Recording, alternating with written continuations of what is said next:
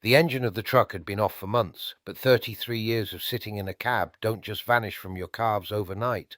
The morning started with a classic miscalculation.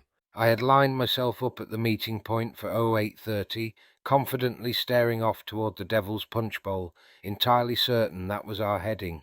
I mean, come on, I'm not perfect. When the clock struck 09 and Truk and the group finally filtered in, we pivoted and marched in the exact opposite direction.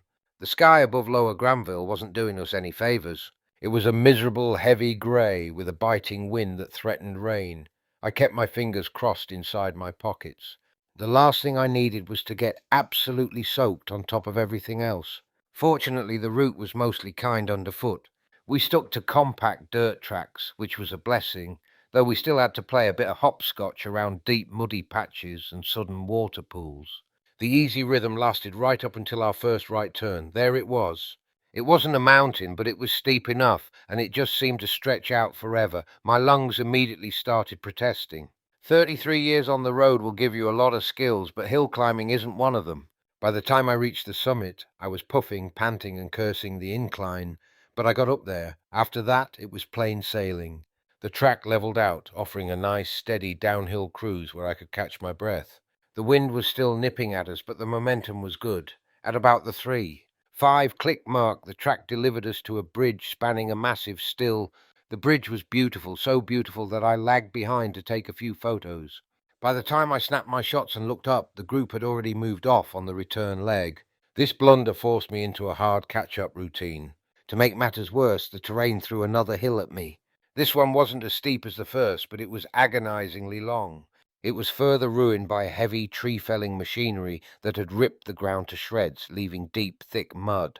It was a stop-and-start battle, but I kept my head down and pushed through the sludge. As the track finally levelled out at the top, I saw the group had split into two. I put my head down, lengthened my stride, and managed to reel in the second group, just as they huddled around a peculiar tree with a hole bored clean through the trunk. I stopped with them, looked inside, and stared straight into the eyes of an owl, quietly watching us from the hollow. The aches in my legs vanished for a second while I got my pictures. The car park was finally in sight. My body was well and truly aching from the exertion, but as we crossed the finish line, the satisfaction kicked in. The weather had held out. We'd stayed dry. While the rest of the group split up, some heading off for well-deserved food, others driving straight home, I wasn't ready to jump back into reality just yet. We're about halfway around the walk now, and I'll give it credit where it's due. This is where I'm struggling. I'm literally struggling here. The group is up there.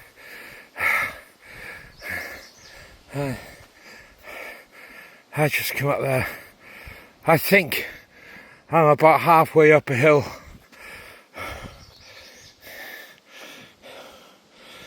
I think I'm paying penance for sitting on my backside, driving a flipping semi-truck for 33 years and doing nothing.